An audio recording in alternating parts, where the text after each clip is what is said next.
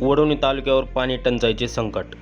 गेल्या वर्षी सरासरीपेक्षा अत्यंत कमी पाऊस पडल्याने तालुक्यातील या वर्षी फेब्रुवारी महिन्यातच पाणी टंचाई भासू लागली आहे.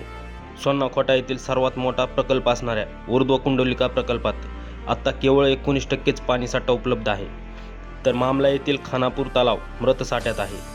परिणामी विहीर व बोरने तळ गाठला असून सध्या पिण्याच्या पाण्याची मोठी टंचाई भासत आहे.